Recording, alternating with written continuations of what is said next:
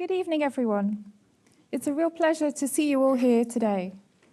I'm Professor Liz Jones, Pro-Vice-Chancellor for Education, and it's my honour to be your host for tonight's Chancellor's Distinguished Lecture, which will be delivered by Andrew Bailey, Governor of the Bank of England. So, it's now my pleasure to introduce you to our Chancellor, Dame Maggie Aderin Pocock, under whose auspices this lecture is taking place. Dame Maggie is an award-winning space scientist, a broadcaster, and author who joined the University of Leicester as Chancellor in March 2023. She's best known for her work on The Sky at Night, which she's presented since 2014. She has a distinguished career in industry, in academia, in the media and public outreach, and she's a trailblazer in many respects. By becoming Chancellor of the University of Leicester, she broke the mould in the century-old history of this great university. Dame Maggie became the first woman to hold the title of Chancellor at the University of Leicester. She became the university's first black Chancellor, and she's the first Chancellor to have a Barbie doll fashioned in her honour. We're hugely fortunate to have such an eminent figure as the ceremonial head of our university and as an advocate for Leicester nationally and internationally. It's my huge pleasure to invite Maggie to formally open tonight's Chancellor's Distinguished Lecture.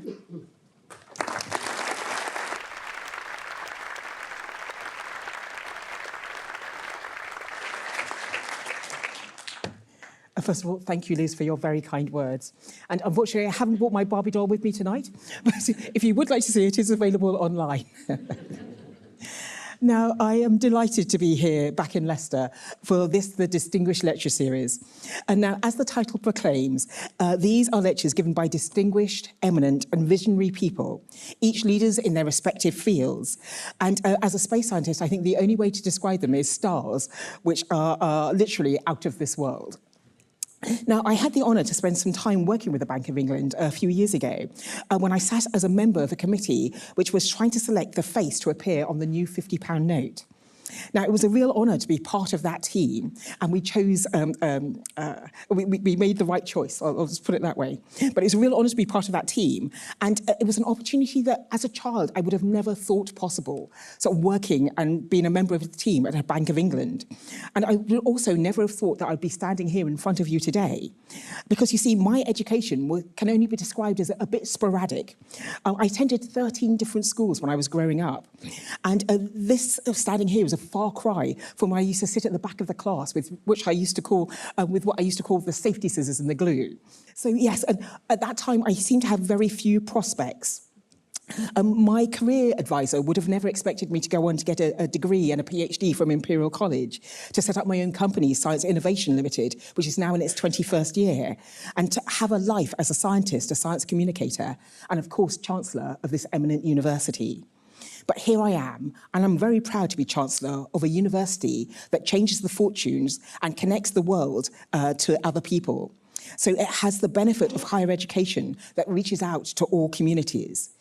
Just as education did for me, we do for others. It is the power of education from this university to create citizens of change. Now, the Chancellor's Distinguished Lecture Series was inaugurated in 2015 and by the then Chancellor, Lord Bruce Grocott. And previous speakers have included David Attenborough, Patricia Cromwell, David Putnam, Robert Winston, David Willits, and most recently, Dame Jocelyn Brunel. But tonight we add another eminent name to that list, Andrew Bailey, Governor of the Bank of England. Tonight's lecture is entitled Growth in the UK Economy, and it draws on Andrew's deep and significant experience as a leader in the UK's financial sector. Now, Leicester is familiar ground for Andrew, because Leicester is actually his hometown, and the actual college across the road from this very building was where he did his schooling, the Wigston Boys' School. Now, Andrew is returning to the University of Leicester as well, because he received a Doctor of Letters in 2018. And I'd like to mention that because I got an honorary doctorate from the university in the same year. So yes, now Andrew was appointed Governor of the Bank of England in March 2020. And that is a month etched in many people's minds because that was the start of the pandemic here in the UK. So Andrew's tenure has been a baptism of fire, and it's not always been easy given the geopolitical tensions and volatile markets out there. But as Andrew himself said in a speech given to King's College, Cambridge earlier this year, the world is highly uncertain and shock-prone, and that is a reality. Now, before we invite Andrew to speak to us, I would like to invite the current principal of Wigston and Queen Elizabeth I College, Paul Wilson, to say a few words. Thank you, Paul.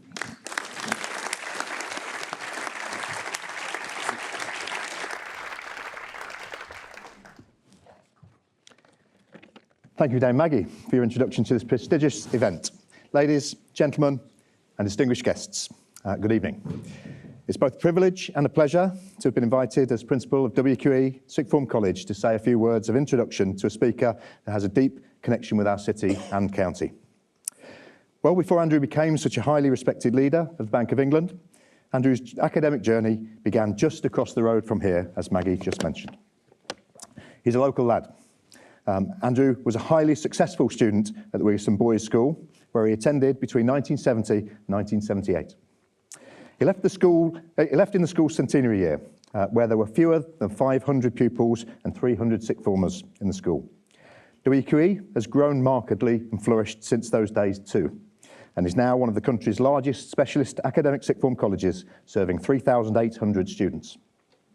In addition, we believe that with 390 students across 18 class sets, WQE is probably the largest centre for the study of A-level economics in the UK. So our connection to Andrew and this event enabling our students to hear the views about the growth in the UK economy firsthand is enormously valuable. Unlike some other well-known politicians that Andrew will know and work with, the dates of his own CV will definitely stack up.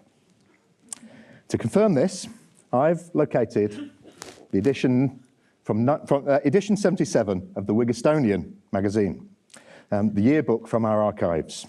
It's a great read. I'll share it with Andrew later. But it refers to Andrew Bailey as a celebrated leaver that year, taking up his place at Queen's College, Cambridge. And it seems clear that by then, Andrew had already developed an intellectual curiosity and a thoughtfulness that have undoubtedly served him really well in his central banking career. Leading the bank during such a challenging period for the UK economy, Andrew has navigated and provided much needed stability through multiple changes of Prime Minister and government. This is a testament to Andrew's much respected qualities, which have clearly needed to include a personal calmness and a great resilience. And this is not the first time I've met Andrew. In fact, he's been very generous in giving his time to our students previously, especially for somebody in such a high-profile role. And I recall that he was once due to visitors back in the autumn of 2022, but the timing that year just didn't work out. Back then, he had the small matter of managing the sudden fallout of transition to Liz Truss as Prime Minister, coupled with a ministerial statement and mini-budget by Kwasi Kwarteng, interestingly entitled The Growth Plan. Of course, unlike the others from that time, Andrew not only survived in office, but seemed to thrive. So I'm delighted Andrew is able to be here today and that he will be speaking with such experience and authority about UK growth. I'll finish with just one anecdote from a previous visit to WQE, when an enthusiastic A-level student asked Andrew if he would be willing to sign one of their £10 notes. And he replied with a smile, and then politely sidestepped the risk of illegally defacing a note, saying that if they looked closely enough, they might just still find one that he's already signed, from back when he was previously the bank's chief cashier too. Please join me in welcoming Mr. Andrew Bailey, Governor of the Bank of England.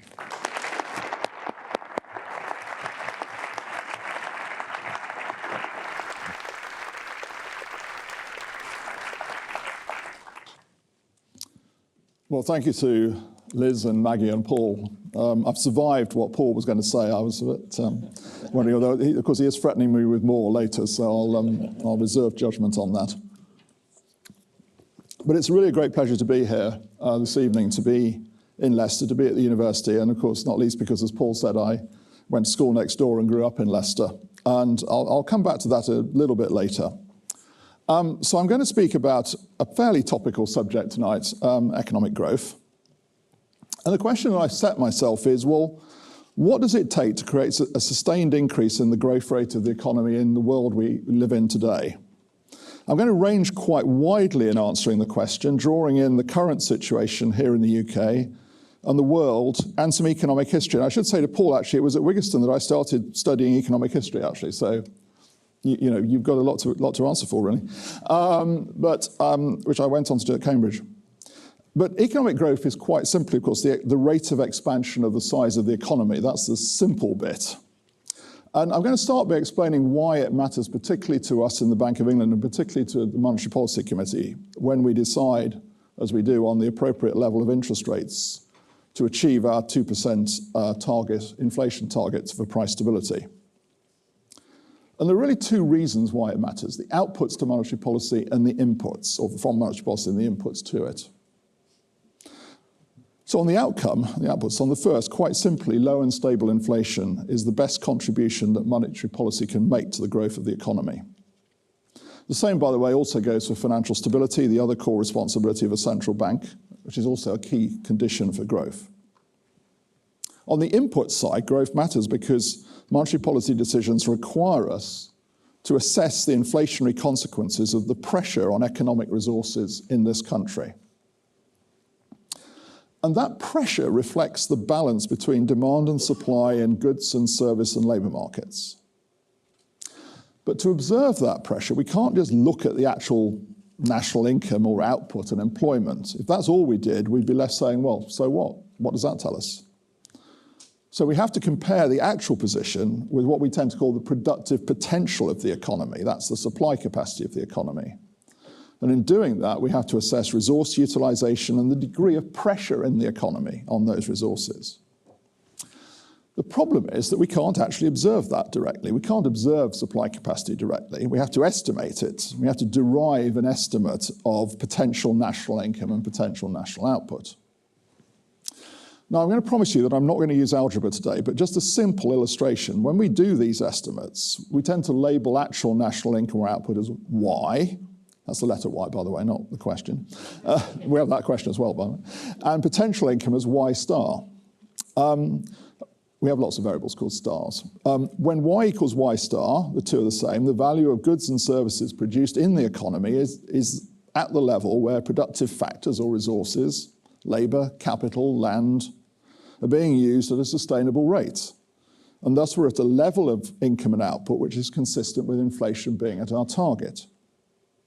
Now, unfortunately in our world, things are a bit more complicated than that, because that productive potential, that Y star, has a long-run structural dimension.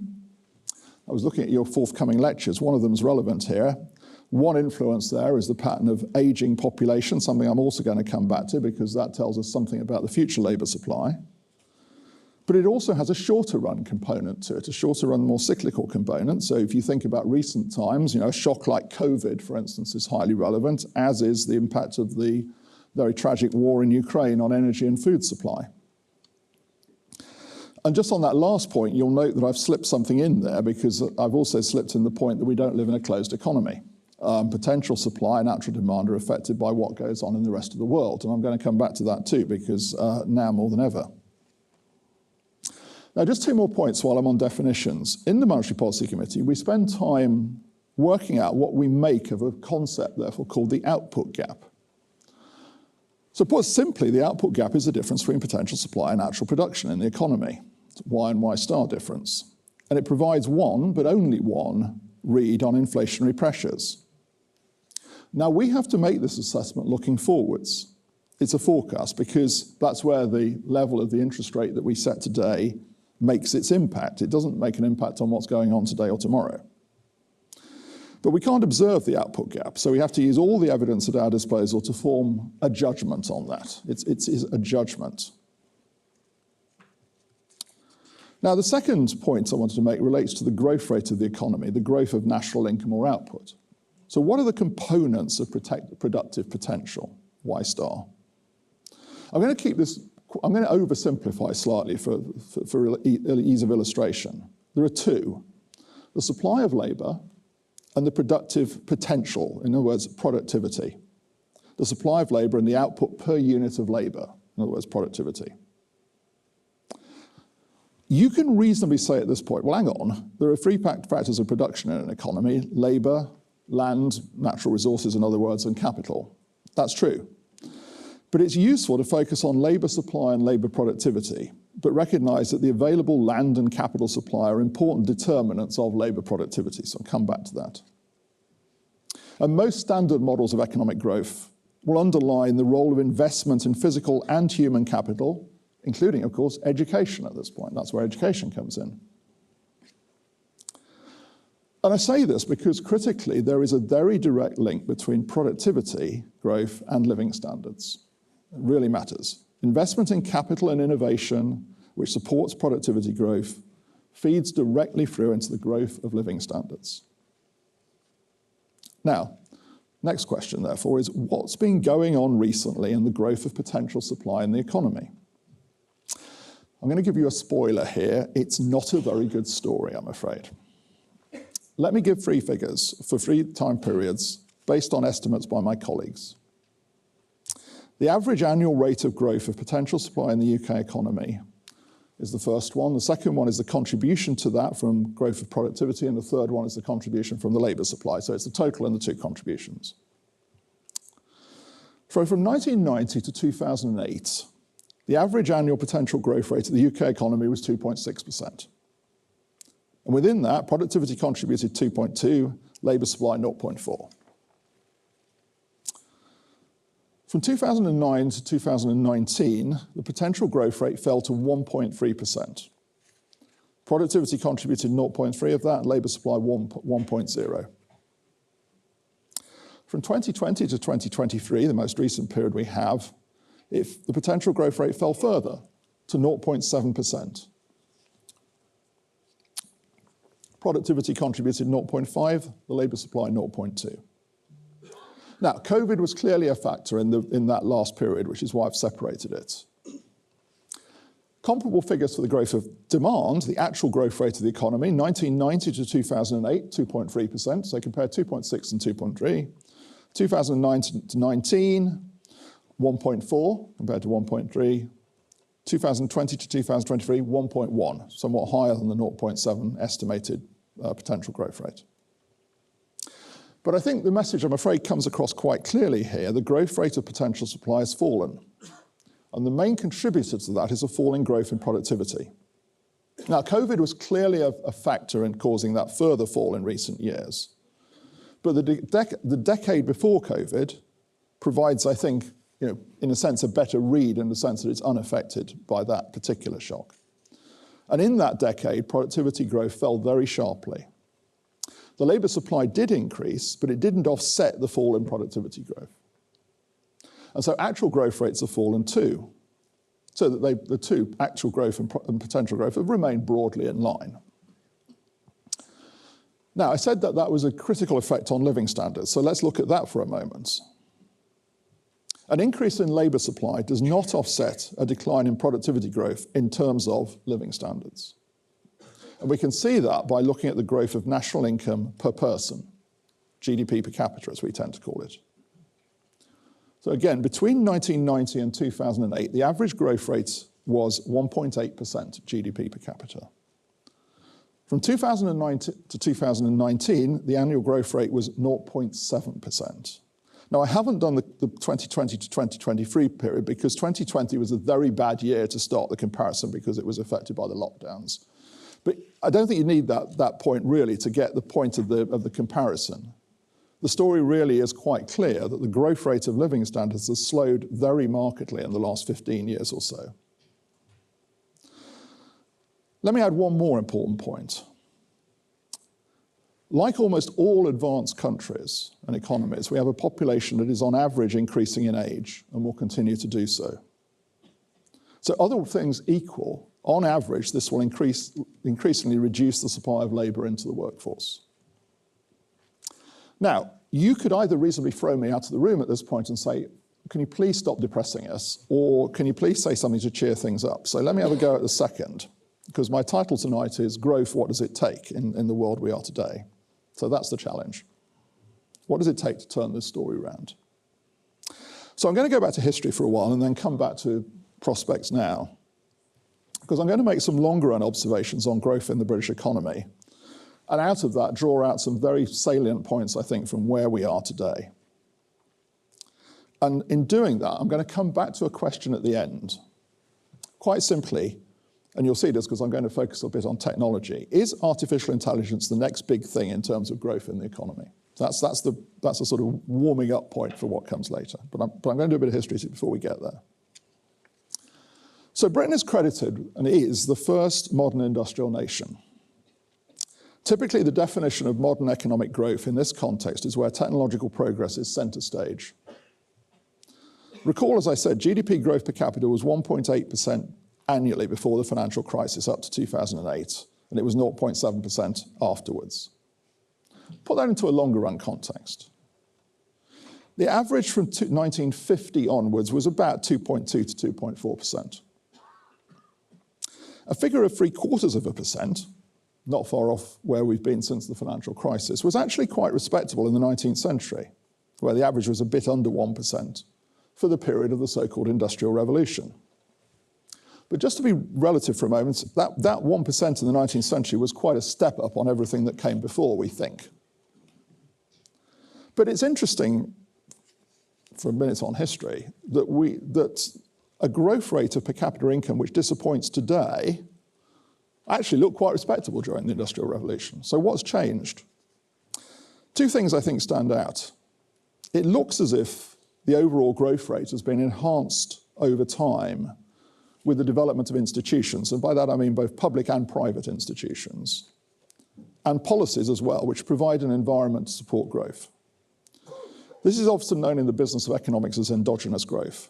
The environment supports and enhances the impact of technological progress and investment. Second, in an open economy, and the UK is a very open economy to the world, a key to growth over time has been the diffusion of technology, not only developed in this country, but also developed in the rest of the world. And so there's a bigger base of technological growth and innovation to build on. But having made the point that things have changed in terms of growth since the Industrial Revolution, I want to go back to that period to identify 4 salient features, which I believe are actually still highly relevant to understanding the world we live in today. And those 4 are technological change, energy supply, population change, and the role of trade. Now, each of those is big subjects in its own right, so I will be reasonably brief in sparing in what I say, but a point I want to draw out from them is that each of them is important, not only in the point of the process of industrialization, but actually in the issues that we face today.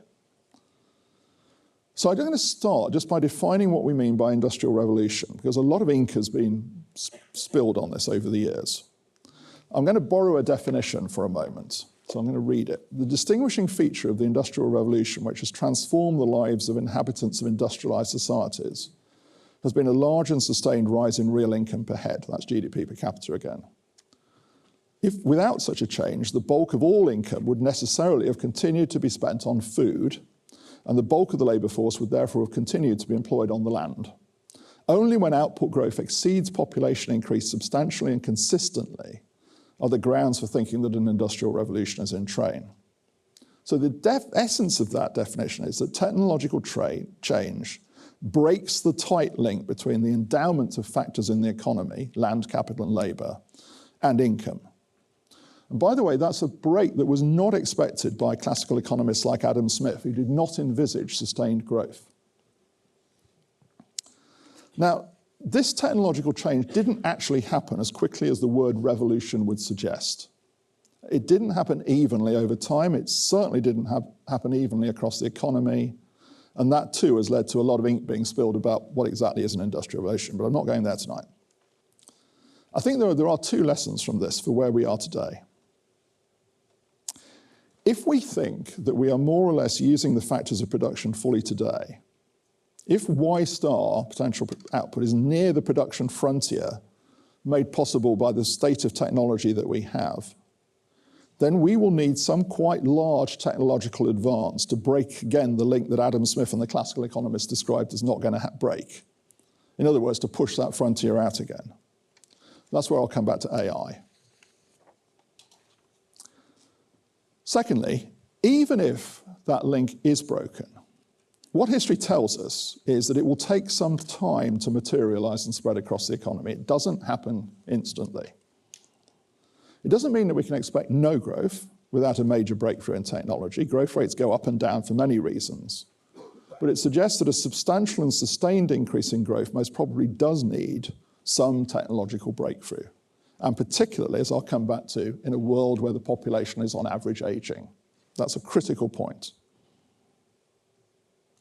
Now, another way to ask this question is to say, why has this slowdown in productivity growth in the last 15 to 20 years happened? And by the way, this is not just a slowdown in the UK. It's happened in most industrialized economies. And there are essentially, on this sort of whodunit, there are two theories. The first is that it's a consequence of the global financial crisis.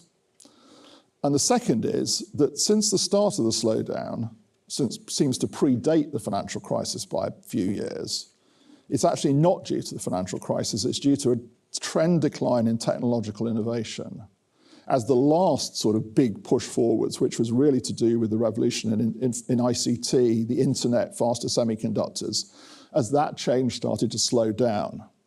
And bear in mind, what matters here is the rate of change, not the level. It's not the level of the internet, say, it's the rate at which it changes. The evidence seems to provide a bit more support to the second explanation, that it's a gradual slowdown over in time in the rate of that technological change. But actually, both of those arguments, the crisis, the financial crisis and that change, could well have been at work. So that's the first point. My second salient feature is the supply of energy. If I return to the economic history for a moment, the salient point about the Industrial Revolution is that it involved the discovery and application of a method of deriving mechanical energy from a mineral source on a substantial scale, and an escape from a dependence on organic raw materials. So it was the move from burning wood to burning coal in steam engines. And again, there are two lessons here for us today that I want to draw out very briefly. The steam engine is credited as the first, what economists call general purpose technology, or GPT. What does that mean? It means that it enabled widespread innovation across many parts of the economy.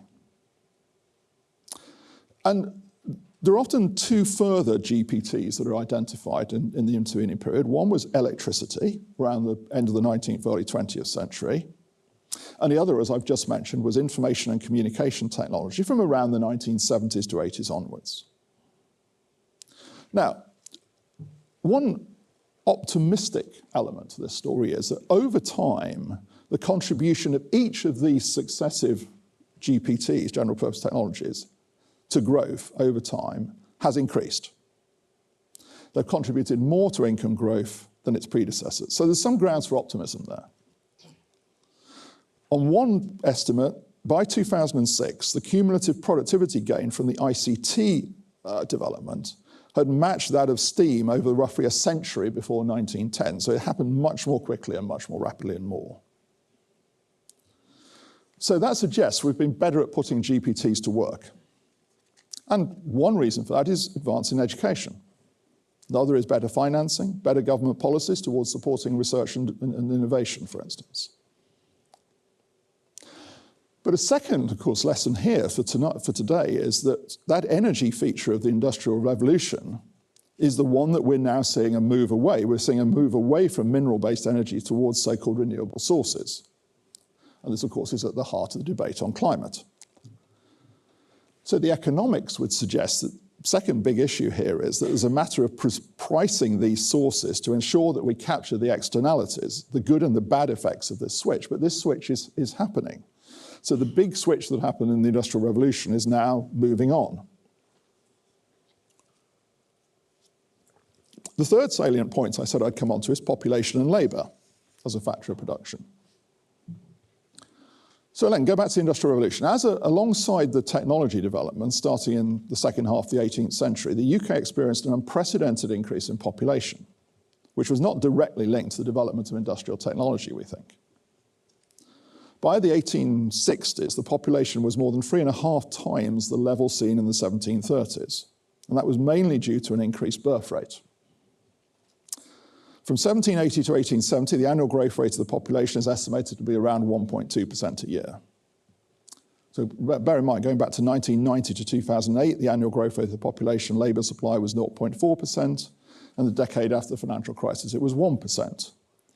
So to keep that rate of average growth for a century during the Industrial Revolution was pretty impressive. Now, we can be a bit more granular in the modern period about what's going on than we can be in the 19th century. There's a difference between the growth rate of the population and the growth rate of the potential labour supply in the economy. But we only know this really for the recent period, we only have the data.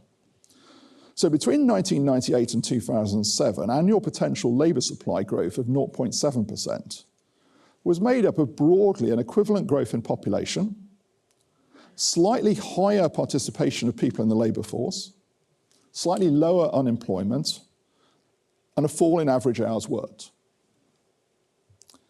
In the next decade, so after 2008, we saw stronger growth in potential labour supply, which was made up of a similar growth in population, very little growth in the participation rate, a further fall in unemployment, and a rise in average hours worked. In the COVID period, 2020 to 2023, we saw very little growth in potential labour supply, a faster growth in population offset by a fall in participation, slightly higher unemployment and flat average hours. Just to give you some context, I'm not going to talk about this evening, so if you're reading all the debate about welfare policies at the moment and participation in the labour force touches on that point, that we've seen a fall in participation of people actually seeking to work. We haven't seen a big rise in unemployment about people who want to work and can't work, but we have seen a fall in participation, or inactivity, as it's sometimes called, people who don't work and are not seeking to work. So it's not a debate I'm going to comment on tonight, but there's just a bit of context for the debate that's going on. So population growth has been the largest recent driver of labour supply growth, with a well-known story on net migration as the major contributor, on which, to be clear, again, I'm not going to offer any commentary on that issue. It's another, of course, big issue, subject in policy, not one for us at the Bank of England. But as I said, labour participation's fallen, so more people are not seeking to work. I should say, however, we do have some doubts about the data here, so I want to qualify that story. It's unfortunately much less clear than we would like it to be from the data. But as I said earlier, behind these trends is the larger story of the impact of a population which is on average ageing. And that's true in all industrialised countries.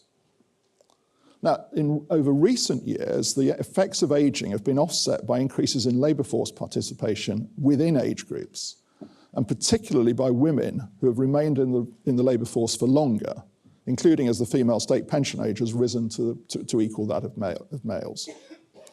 But we think that offsetting mechanism is coming towards its natural conclusion, because obviously that's a sort of one-off adjustment. So the overall conclusion I draw on the labour question is that whereas the Industrial Revolution was enabled by a parallel increase in the labour supply, we can't count on this to the same degree today.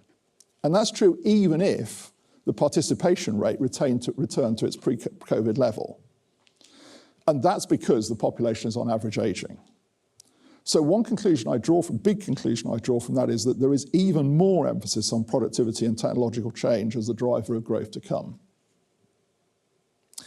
The fourth salient feature, the last one, is trade and the openness of economies, which of course is another very big one in today's world. So let me start by going back to Adam Smith.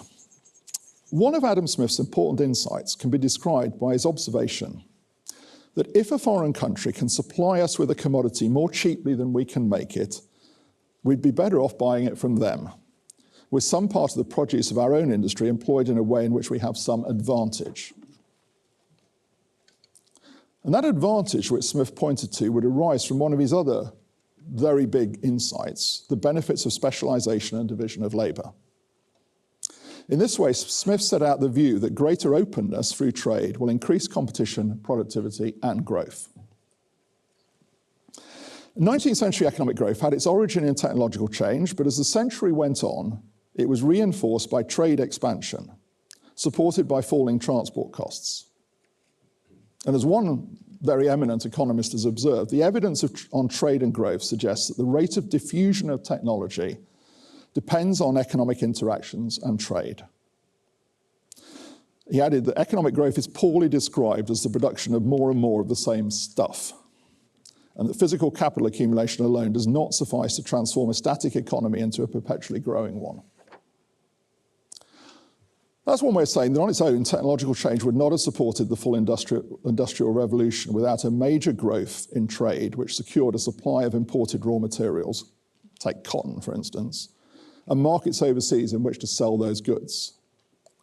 Britain's historic move to free trade after 1846, the repeal of the Corn Laws, and the subsequent pattern of tariff reductions in Western Europe was a logical extension of comparative advantage for a relatively land-scarce but labour and capital-abundant economy.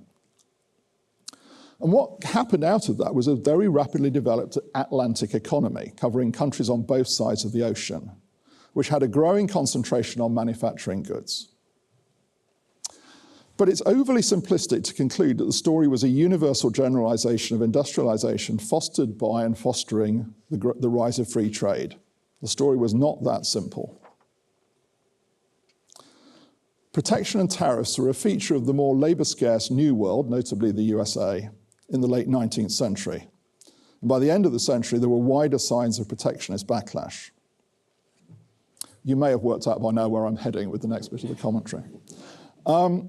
From 1914 to around 1950, the world retreated into autarky.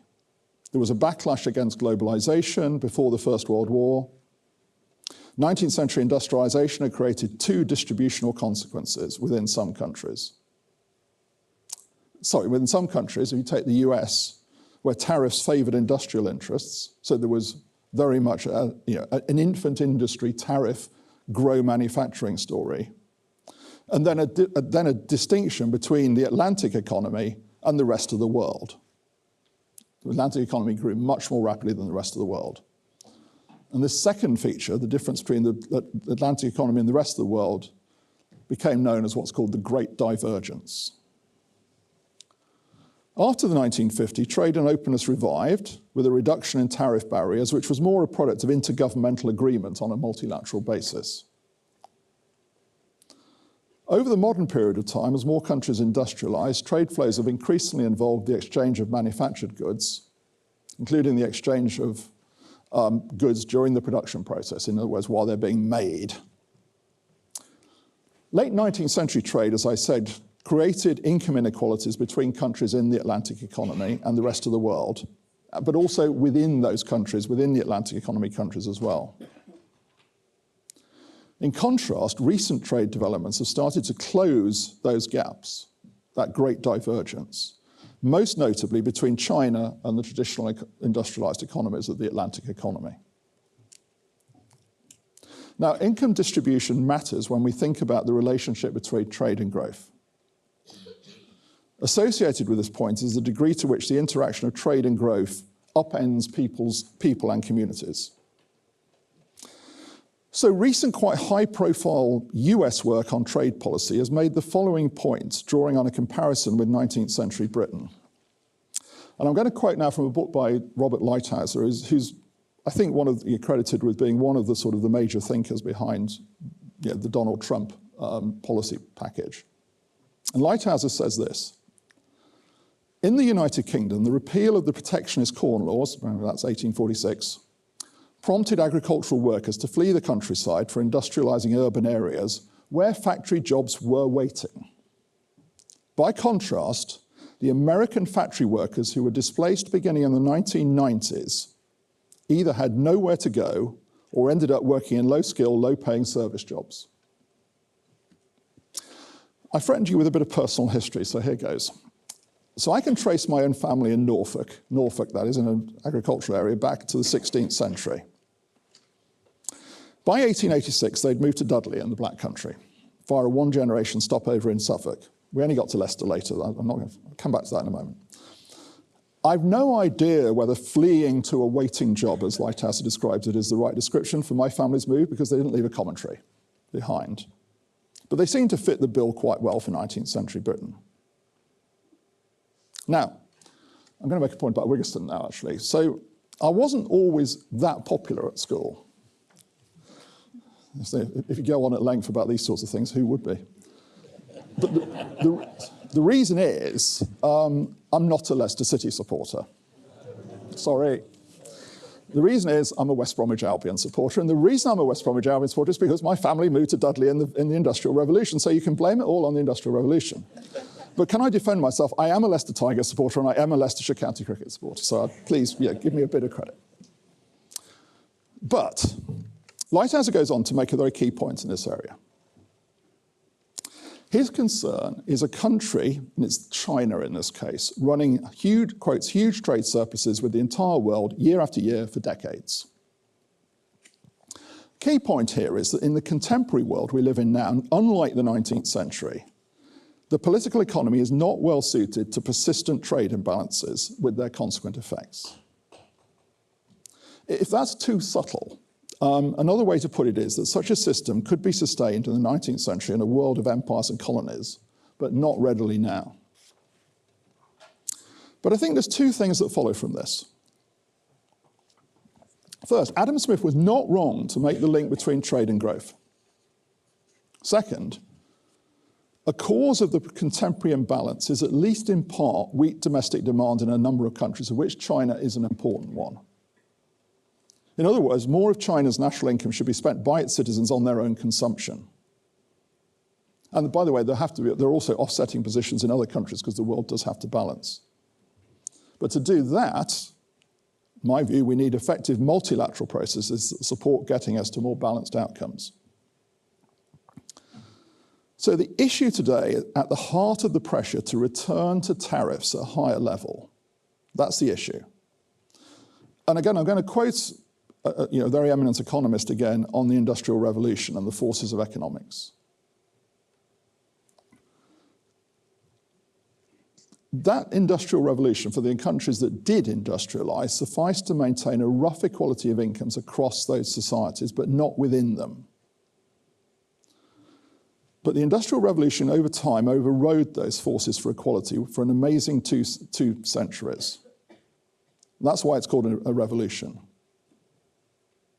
But those forces have reasserted themselves in the last half of the 20th century. It's that restoration of equality between societies that's been one of the major developments of the last 50 years. As it's not universal, but as we've seen countries like China start to sort of rebalance. So in 1800, all societies were equally poor and stagnant. As Robert Lucas, the economist I've been quoting, who won the Nobel Prize, said, if by 2100 we're equally rich and growing, this will not mean that we haven't got anywhere. But what we do have to caveat that with is some quite wise words. Supporters of free trade in tangible goods have long recognized that its net benefits to countries typically are distributed unevenly, creating domestic winners and losers. And that's the situation, in a sense, of the tension that we face today. So let me try and pull this together into the context of where we are today and achieving sustained growth in the world we face today. The Industrial Revolution led to the so-called Great Divergence, created an industrialized Atlantic economy. This transformation was enabled by very open trading goods, capital flows across the world, and likewise unprecedented migration of people, mainly, of course, from Europe to North America in the 19th century. This system fell apart in the first half of the 20th century with 2 world wars and a Great Depression. After the Second World War, up to the 1970s, the world economy was rebuilt under a system that featured strong capital and exchange controls, a gradual loosening of trade, those trade controls and tariffs had increased between the 2 world wars. But it also featured a greater freedom to pursue domestic policies to avoid the interwar experience of mass unemployment. After the 1970s, that system broke down. The world economy moved to an era of freer trade, capital flows that looked much more like the late 19th century, flexible exchange rates, and even more emphasis on independent national monetary and fiscal policies to tackle domestic situations. And it's in this setting that since the 1990s, we've seen a further acceleration of the end of the Great Divergence. But of course, it isn't even by any means in the world. But what we've also seen is evidence that the system can lead to persistent large trade and current account imbalances. And it's that persistence that matters. And that persistence is at the heart of the issues that are so much in the news today, and the issue once again of tariffs. So let me end on this section with 3 points. First, I do agree with recent work done by the International Monetary Fund, which emphasizes that persistent imbalances are largely driven by domestic forces. Homegrown, persistent surpluses and deficits in spending and saving. But I do agree with Lighthouse that free trade is a force for prosperity if it rests on a level playing field. And that the trading system served the world economy well in the period of post-war adjustment up to at least the 1990s. But it's come under strain since then. And of course, most recently, we've been forcefully reminded that trade policy has to also include a national security dimension. But these 2 points, domestic macroeconomic forces and trade policy, are not incompatible. They sit together. So to solve these issues, we need the authorities to come together and strengthen the rules of engagement in a multilateral setting rather than set tariffs bilaterally. Let me finish on the subject of artificial intelligence, as I said I would. So I hope what I've tried to do tonight is to establish that there's a basic argument that links together technological progress, trade, and economic growth. I've also argued that we face other headwinds which make achieving stronger growth through that set of linkages more challenging, but even more necessary. So the question is artificial intelligence the next general purpose technology? Bear in mind that GPTs have the potential to be used across a wide part of the economy, like electricity, for instance. It's not just a short-lived boost to productivity growth, but rather a significant change which keeps improving and lowering costs and makes innovation across the economy easier. It should have a significant and prolonged positive impact on productivity growth. It should itself create new ideas, new products, new ways of doing things. Now, AI appears to me to have that potential. So it could, over time, lift growth rates and per capita national income. In doing so, it should increase the productivity of labour by both complementing the skills of labour and substituting for labour in some situations. That means it will lead to the redesign of jobs. But let me go back to the Industrial Revolution for a clue here and a Leicester context here. Probably the most famous resistance movement to technological change in the Industrial Revolution was the Luddites of the early 19th century. They were named after a probably mythical character, or at least a never identified character called Ned Ludd. They were largely made up of framework knitters who resisted the move to mechanised knitting machinery. Leicestershire was one of the centres of Luddite activity. Very sadly, a number of Luddites were hanged outside Leicester jail, which we could probably see if we stepped outside. There was clearly transitional pain. There was suffering. And there were not at that time public institutions and policies of the support that we have today. But the Industrial Revolution didn't lead to mass unemployment, and I don't believe this will be the case with AI. Moreover, as I said earlier, a big difference from the early 19th century to today is that we now have a population that is on average aging. And so the need to complement human labour with technology to support the productive potential of the economy is even more pressing. So I conclude from that we must facilitate the growth of AI as the most likely general purpose technology which can move the needle on growth in the economy. To do that, of course, we have to invest in new skills in the labour force, in our human capital. So to conclude, we face a necessary challenge to raise the potential growth rate of the economy. There are today strong headwinds. The combination of technology and trade remains an essential route to increasing productivity. Adam Smith's basic tenet is as true today as it was 200 and more years ago. Growth also requires strong institutions.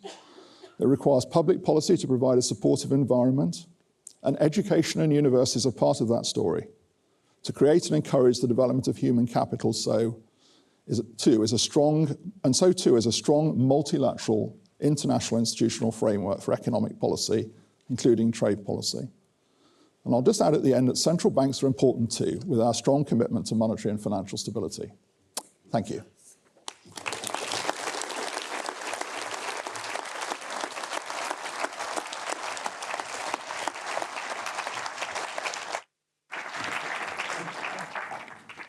Thank you so much, Andrew, for a really thought-provoking and interesting lecture.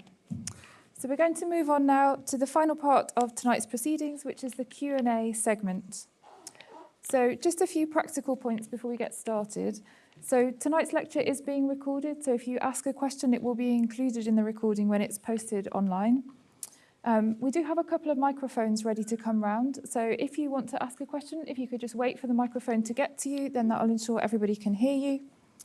And we have got lots of people in the room, so if I could ask you to keep your questions quite succinct and just ask one question per person, that'll mean we can get round as many people as possible. Thank you.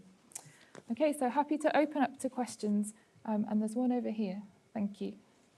Thank you very much, Governor Bailey, for your comments. You focus a lot on productivity, and politicians, past, present, and probably future, will ask the same question.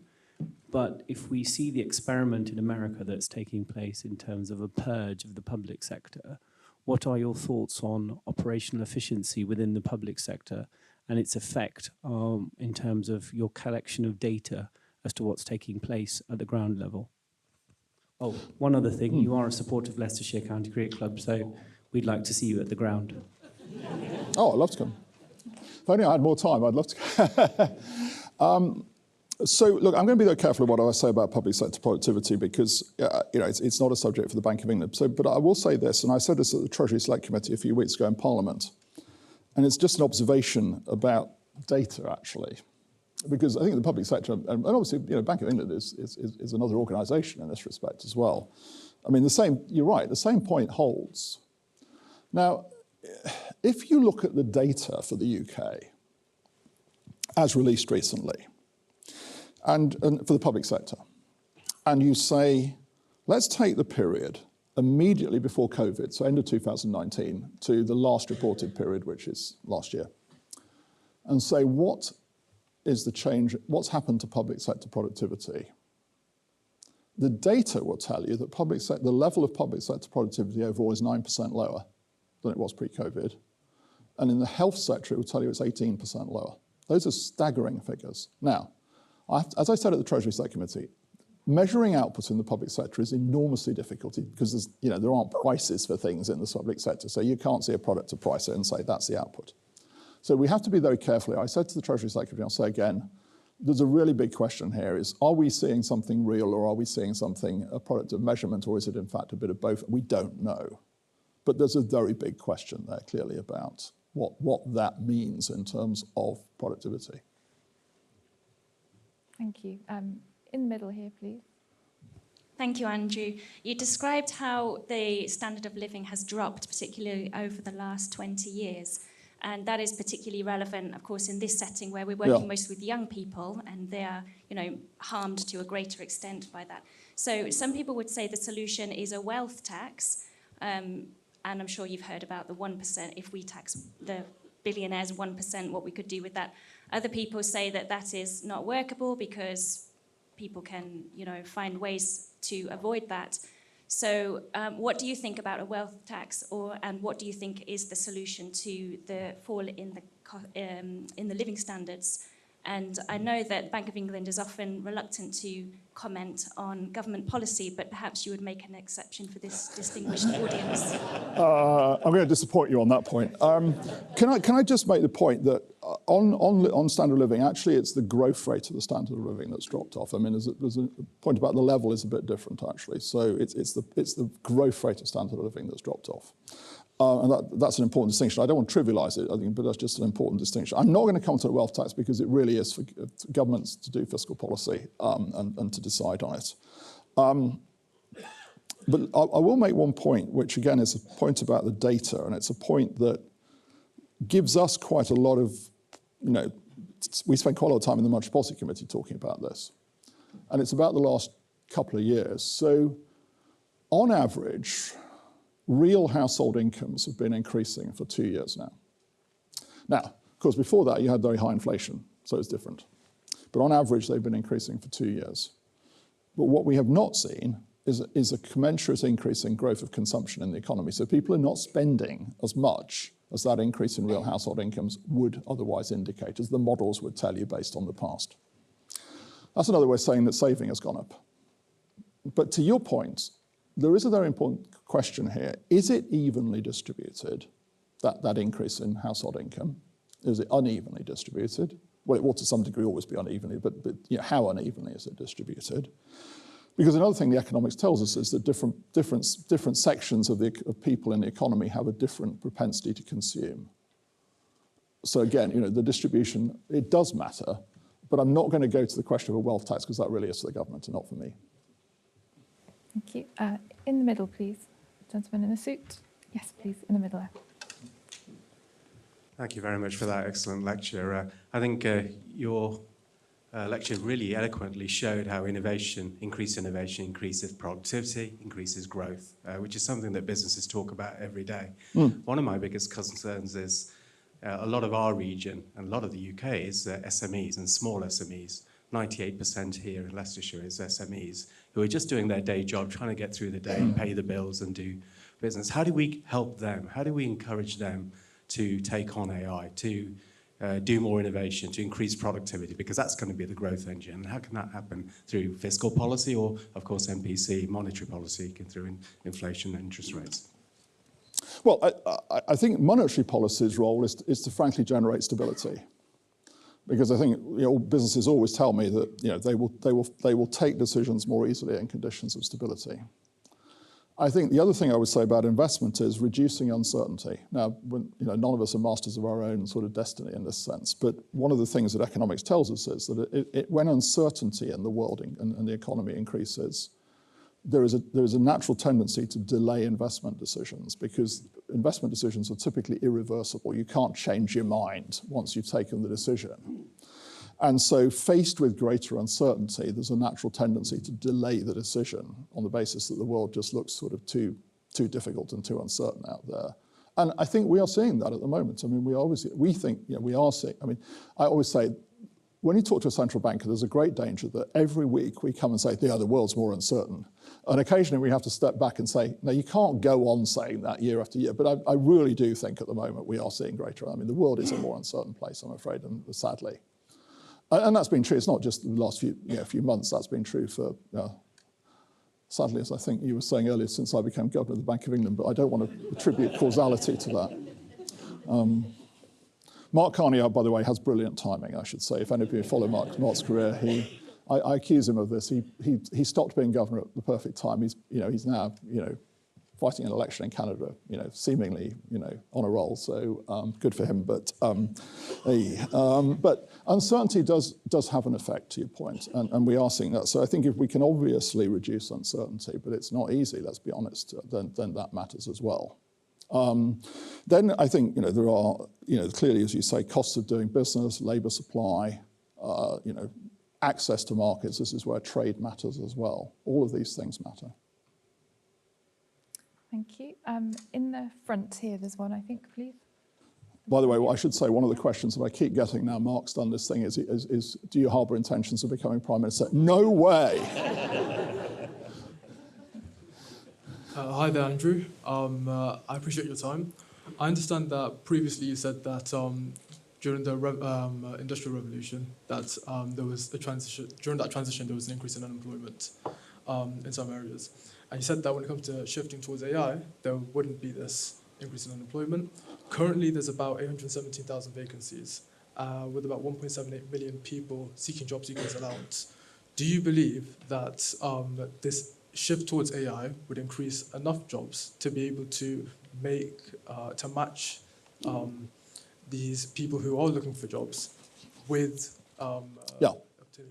Well, I can't promise you that they exactly match, but I think there is I firmly believe that this is about people using AI more than it is about AI replacing people full stop. And I think, the reason I gave the example of the Luddites is exactly this was their concern as well. There was the mechanisation of knitting in Leicestershire going to replace their jobs. And you could see why. I mean, that was a concern. You could see there was a question about, how did they acquire the capital and the skills to move into that? Over time, I mean, that did happen, but let's not take away from the transition. And I think in the modern economy, another plug for universities, this is why education is so important, because there is now a much higher bar in terms of these jobs. And so it is going to be critically important that we provide education and training to allow these people to get into these jobs and to do them. It's a critical, I think, importance going forwards. Thank you. There's one just here.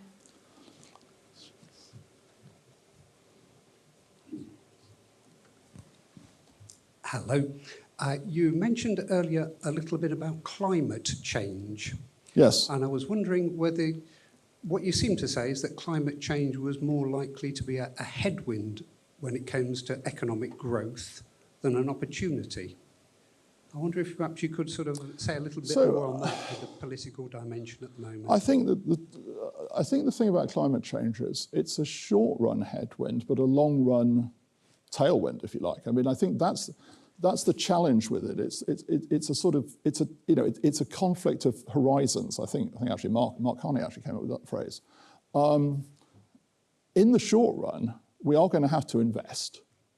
There is a cost to the transition, which will, pay off in the long run, as it were. And we have to, in our sort of thinking, we have to factor that in. But I think that the argument for saying we've got to do it is actually that we need to take the long run view. Now, the long run view, of course, let's be brutally honest, extends probably beyond all of our lifetimes. But that's the challenge of it. And in a way, that's in a sense the contentious issue at the moment between those who say, yeah, got to do it, and those who don't. Okay, just over there, next to you, Lucy. Yes, thank you. Hi, thank you.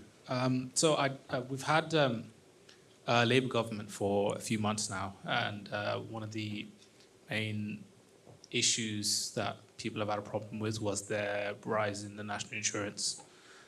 And of course, there's the question as to who will really pay that tax. Would it be the employees? We've had a number of businesses, reducing their employment, and also, will they pass that price on to the consumers? So what has been your assessment over their tax decisions over the recent period, and what do you think that's going to affect productivity going forward? Yeah. Thank you. Yes. So again, I'm not going to comment on the thing itself because that's a decision for the government. It's a matter of fiscal policy, and that's not for me to comment on. What affects us, as you rightly say, is what are the channels through which that then passes through. And it comes back to the SME question, by the way, as well. I mean, that's not just about SMEs, obviously. So we do a lot of contact with businesses. I spend a lot of time, with groups of businesses, and basically the way we lay the channels out is as follows. It can come through in higher prices. It can come through in wage setting being lower than it otherwise would be. It can come through in lower employment, which can mean fewer jobs or less hours worked, or both. It can come through in lower profit margins in companies. It can come through in productivity growth, but that will take time. It's not. Now, actually, the answer is all of the above, because they're not exclusive. They don't cancel each other out. So you can have all of those if you want. By the way, they will also have different timings because some of them happen more quickly than others. So the weight of those can change over time. Now, I have to tell you at the moment, we spend a lot of time on this. When we ask employers, well, here's the menu, what are you going to order? It's all of the above. So they tend to say, we're going to, we may well do some of everything. And of course, some of them, think the profit margin point is almost a residual, because if you don't do anything, that's what happens. But they tend to say all of the above. So we are still, to be absolutely frank, and this is a big issue for us, obviously, in terms of monetary policy, because those channels have very different effects for us. We'll be going on asking people, because when I say they tick all of the above, I'm not surprised, because it hasn't come into effect yet. It's going to come into effect very shortly. And I think businesses are still trying to work out the answer. So I'm not surprised when they tick all boxes, but that's what we're getting at the moment. Thank you. Okay, one last question. I'm afraid time's running out. If we could have one right in the middle here, please. Thank you. So in recent years, we've seen a lot of issues around getting things built. The HS2 costs spiraled out of control. House building is not what it should be. Energy generation. And a lot of it is being blamed on a clumsy regulatory environment, which is very arbitrary, puts a lot of blocks in the way. And a lot of people feel there's a lot of potential to be unlocked by a better streamlined environment. So were these issues around regulation and planning to be streamlined, what potential do you feel is there to sort of improve our growth?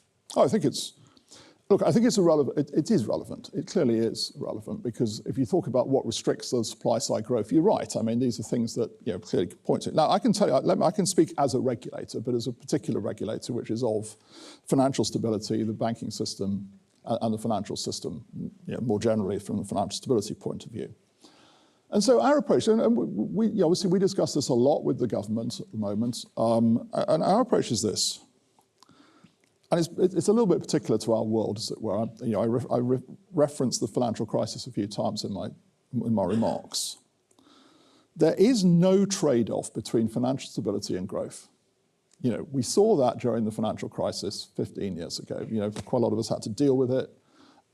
If you undermine financial stability, you will have a negative effect on growth. We had a recession after quite a big recession after the financial crisis. But that does not mean to say that every regulatory policy is perfectly formed. It really doesn't. And we don't pretend that, and we shouldn't pretend that. So we are open to, always open to, and we are looking at these policies and saying, how can they be, best adapted, structured, put together to achieve our objectives. The world we do live in, though, and I've said this a number of times, in recent comments I've made, I mean, it is interesting. And again, actually, the economics I'm afraid, tells us this. It's 15 or so years now since the financial crisis, and memories of it are fading, except for those of us who've dealt with it at the time who sort of feel particularly. But we do face this, that memories are fading. And so, our job is to say, look, I get it. I do get you're right, there's a point here. But there fundamentally isn't a trade-off in our world between financial stability and growth. It doesn't exist, which doesn't mean to say that the policies can't be adapted, improved, structured, adjusted. All of that can happen, but let's not please let go of the basic point here about why we're doing this from a point of view of financial stability, because we've been there. I think we could keep going all evening, but unfortunately we've run out of time. Sorry. So perhaps you could join me again in thanking Andrew for answering all those questions. Thank you very much.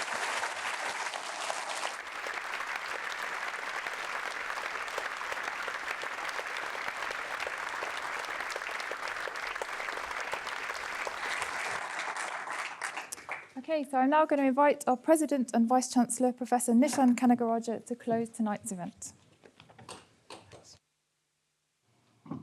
Thank you, Liz. I only have a very small job to do, is to say thank you to a few people. The first thing I want to say is that I'm sure you will all agree what a fantastic lecture we had from the Governor of Bank of England, Andrew Bailey. And I think it is a difficult act in this current climate to tell us what's happening in the economy and also explain some economic challenges and theory of economics. I'm pleased he didn't do the algebra and managed to keep it to basic economics. But also, I think, a great way to show how the history can teach us a lesson about what the future holds for us. And in the current climate, even many of us around the room would have thought, what is he going to say that is really positive on a topic like this in the current climate? But I think you did that beautifully, Andrew, in showing us how history can teach us a lesson. But also there is a lot of optimism with the technological revolution that is taking place with AI, and may I add, other things like quantum and space. I think one day we'll become a GPT as well. So it's great that we have so much to look forward to. And I think we should also take pride. One of our Leicester schoolboys is now holding one of the top positions in this country and giving us hope. And I'm really pleased that you're able to find the time today, because I know how busy you are. And as you all saw earlier on, the Chancellor Distinguished series we invite some eminent people, and there is a track record of eminent people who have come to deliver this lecture, and you have not so disappointed us. In fact, you have set the bar high for future people who are going to do this. So can I ask you again to thank Andrew Bailey for giving up the time and doing it.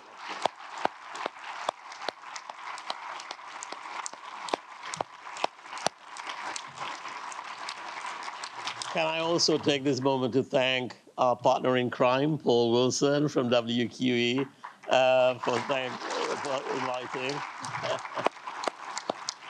And Les and my events team for making sure everything runs smoothly. Thank you all very much for coming. Please join us for some drinks and nibbles, and also have an opportunity to ask Andrew further questions. I'm sure he'll be delighted to talk to you with our drink as well. Thank you all very much.